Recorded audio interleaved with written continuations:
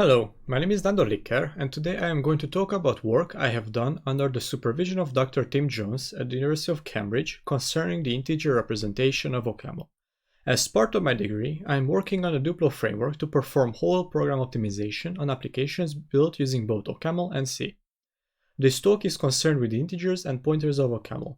Relying on a type-agnostic representation, the language allows identical locations to refer to both integers and pointers, distinguishing the two using a tag bit.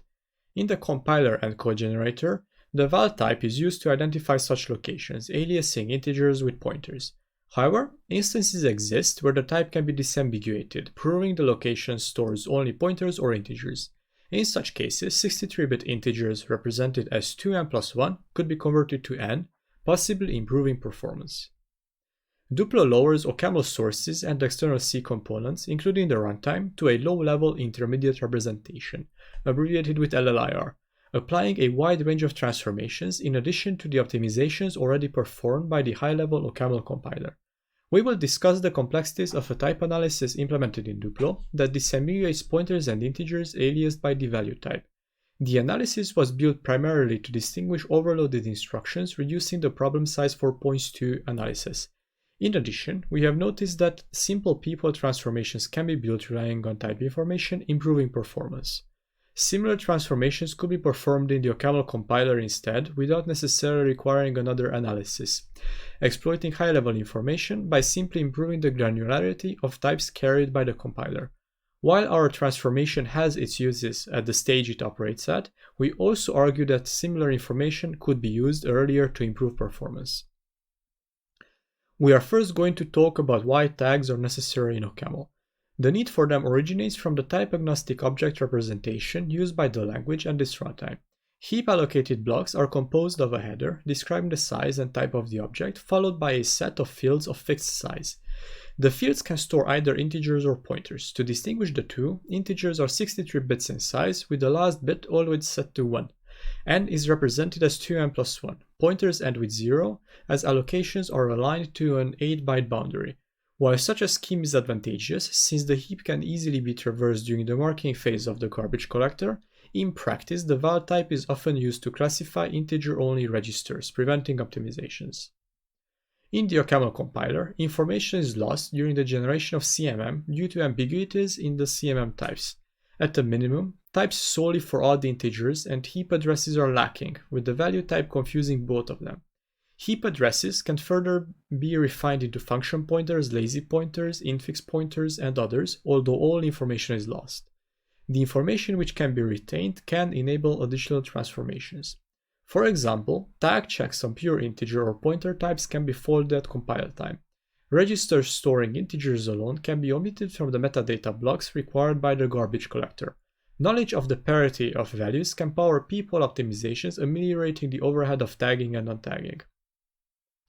The presence of these additional instructions is ubiquitous. Since an integer n is practically represented as 2n plus 1, it must be packed whenever necessary using a shift and an AND or OR instruction, and unpacked through arithmetic right shift, preserving the stand bit. Regular arithmetic operations also incur an additional cost. A simple addition must adjust the tag, requiring a decrement by 1. Analogously, subtraction involves an additional increment. If it is possible to prevent tagging, the cost of arithmetic operations can be reduced as the adjustments through increment and decrement are no longer necessary. The overhead also occurs in performance-sensitive constructs, such as loop counters. Counters are typically incremented by 1 during an iteration, although the increment operation needs to adjust the number by 2 in order to maintain it in its properly formatted form. On newer AMD 64 processors, succeeding Haswell at least, increment is encoded in fewer bytes than addition by 2. While the redundancies are minimal, instruction cache performance is crucial and every byte saved counts. Furthermore, the simplification of counters might facilitate further loop optimizations, including strength reduction. Relying solely on information from the OCaml compiler provided at the moment, redundancies cannot easily be eliminated. For example, if a comparison orders 2a plus 1 and 2b plus 1, it might be tempting to replace the operands with a and b. Unfortunately, the tagging instructions eliminate the most significant bits of the originals, and it must be shown that both had identical leading digits. It is not always necessary to change the format of integers. Often it is enough to change the type of a register to improve the program. If it can be shown that the value is always a tagged integer, the type of register storing it can be changed to int from value. This enables a wide range of transformations. While typical address calculations cannot easily be moved around the program, integral registers are immediate candidates for loop invariant code motion and common sub-expression elimination. Additionally, integer-only registers can be hidden from the garbage collector, improving its performance. We can now look at some redundancies present in OCaml programs originating from the use of the standard library. In this LLIR code snippet, we see a comparison between an integer and a constant. The integer is produced by an add instruction, which is required to tag the value or adjust the number after subtraction. The code should be optimized, removing the addition and decrementing the constant by 1 instead. Unfortunately, in LLIR and on hardware, arithmetic instructions operate modulo 2n, so if the register contained the maximum integer, the addition would wrap it to 0. If the addition is omitted, the direct comparison returns the opposite results. Relying solely on the semantics of LLIR instructions, the transformations cannot legally be performed. However, if it is known that the original register contains an untagged even value, the addition of 1 to an even number is known to never wrap around, and the transformation can be performed. Besides comparisons, issues also occur when lazy values and the blocks marked with a forward tag are present. The virtual register with number 5 initially contains a heap pointer, and it might be tempting to fold the check of the last bit to false, since heap pointers are always aligned to an 8-byte boundary. However, a call is present prior to the use of the pointer. The collector can be triggered and the lazy value can be resolved to an integer, which passes the test. This example highlights the clear need to distinguish lazy pointers at the IR level, as they exhibit different behavior compared to regular pointers. The previous examples showed that optimizations can be performed if more accurate type information was available, distinguishing the various kinds of values used in the compilation and execution of OCaml. A classification should go beyond delimiting pointers from integers, as the structure of both integers and pointers is relevant. Knowledge of even and odd numbers enables people optimizations. A clear classification of pointers is required in order to avoid applying transformations allowed on regular heap pointers that would break the behavior of lazy or infixed blocks. The required information can be obtained in two ways. It can either be generated by the compiler frontend or it can be inferred.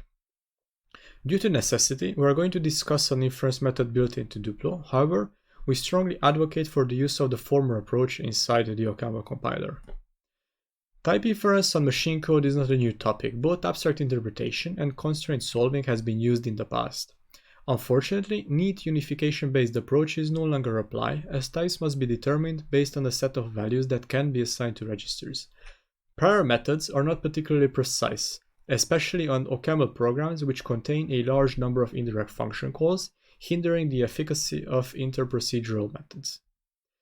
The type inference method built into Duplo is centered around the full lattice shown here.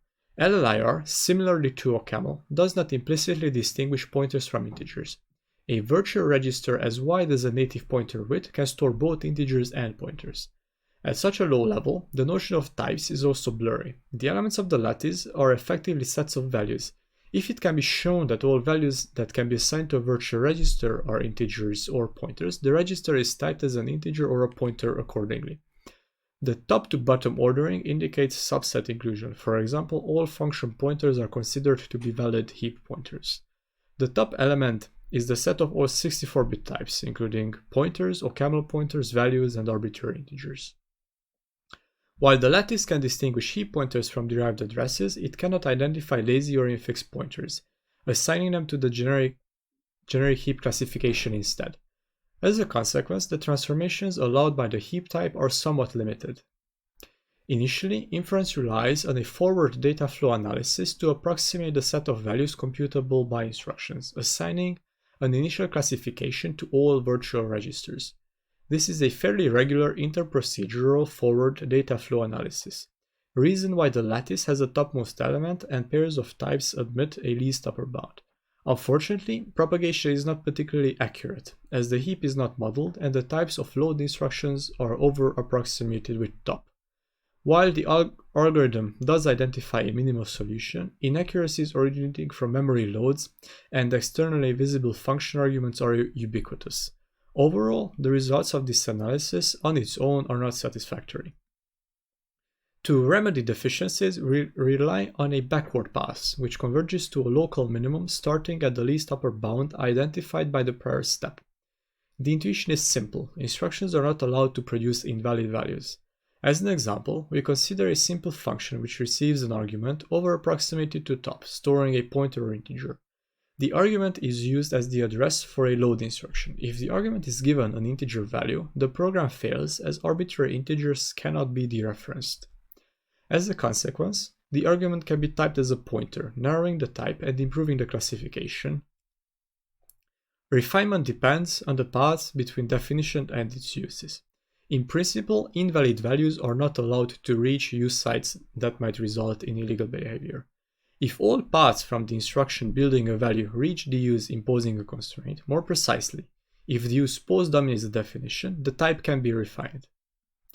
Due to the post-dominance relationship, there is no path from the definition through which a value of an alternative type could exit the function. It must unconditionally reach the use and fail. In this particular case, the type of the register produced by the load is narrowed to a pointer. If not all paths lead to a specific use, refinement cannot happen at the definition site. If the load produced an integer, execution could bypass the second load without leading to illegal behavior that could warrant refinement. However, the block between the use and the definition is unconditionally reaches the use. If execution reaches it, at that point the virtual register must contain a legal value. The block on the path is a successor of the nodes on the post-dominance frontier of the use. Such nodes are the earliest ones in the graph which post-dominate the use sites. To represent refinement, the ranges of registers are split by adding no-op moves at the boundary, which are assigned the refined types.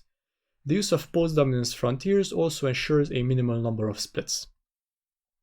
A third rule involves split points. It might be possible that an individual use does not post-dominate a definition. However, there is a use narrowing the type to the same refined one on all successors. In this example, the type of the load is refined to a pointer type on all paths. No matter which path execution continues on, a pointer type is expected. Since execution cannot continue from the block onwards with an integer type, the refinement can be brought forward and it can be assumed that the type is a pointer type in the split point itself. Similar refinement rules can be applied to function arguments as well. If a function expects a pointer argument, all call sites that are direct calls can be refined to such a type, as the invocations with integral types would result in an error. The same cannot be applied to the values returned by a function, however, due to polymorphism. Even if one call site expected the function to produce a pointer, another might require an integer, and no refinement from the top type is possible. Due to the information about even and odd numbers, the transformation involving a comparison with a constant can now be performed.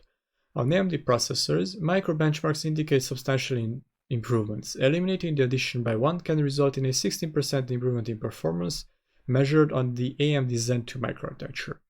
The latency of the tagging and untagging operations is occasionally hidden or eliminated by the hardware. However, in some instances the penalty is still paid for spurious shifts and adjustments, and eliminating even these simple instructions can result in benefits. In Duplo, we have built a minimal transformation to show the performance improvements are achievable. Unfortunately, performance improvements are orthogonal to our goals. People optimizations are useful, although secondary, as the focus lies on exploiting interprocedural information. Type information is most useful to distinguish instances of overloaded operators in Duplo. As an example, an add instruction can either perform integral or pointer arithmetic. Proving the instruction must operate on integers is beneficial, as it can reduce the problem size for points to analysis, which can omit the operation from their constraint systems, if relying on one. The analysis in its current form manages to demote 7% of the value types to pure integers, which also results in 2% less recorded roots. While the impact on performance is minimal, a 7% decrease in the problem size for a cubic complexity algorithm can yield a speedup of 20% in compilation types. However, we can still talk about ideas to further improve runtime performance. Tag elimination is effectively an optimization problem. Tagging and untagging operations are still required, as all integers written to memory locations or loaded from objects must be properly formatted. Additionally, arguments of functions called indirectly must also be tagged. A transformation should identify the optimal conversion points, guided by profile information that allow the highest number of intermediary arithmetic adjustments to be eliminated. Such a transformation can potentially yield a more significant benefit, as redundancies of this nature are observable in the implementation of several methods from the standard library involving explicit loops or Taylor recursive functions, particularly ones on strings and arrays. While the type inference method at the LLIR level is sufficiently effective, better information could be obtained inside the OCaml compiler. First of all, the translation to CMM should not lose valuable types, particularly ones that cannot be identified at a low level. For example, lazy pointers are incredibly difficult to pinpoint on LLIR. Loads from the heap seem to constantly compile to the value type. This can trivially be narrowed to integral ones in quite a few instances. If the lowering produces accurate enough information, interprocedural analysis could be avoided altogether, saving an expense. However, sufficient transformations, including inlining and specialization, might reveal some optimization opportunities at the OCaml level as well, thus the possibility of rerunning the type analysis at some earlier stage should not be discarded. At this point, however, we can suggest only one action: refine the CMM lattice to better represent special values. Knowledge of signedness is important. Most arithmetic is signed, however, it will be valuable to know where unsigned partial results might originate from. Similarly, knowledge of parity is helpful for optimization policies. In the realm of pointers, the lattice on the left could do with some more granularity. Function pointers, lazy objects, and heap allocated objects are all assigned a value type, but their semantics are widely different, and optimization policies must rely on the most strict ones.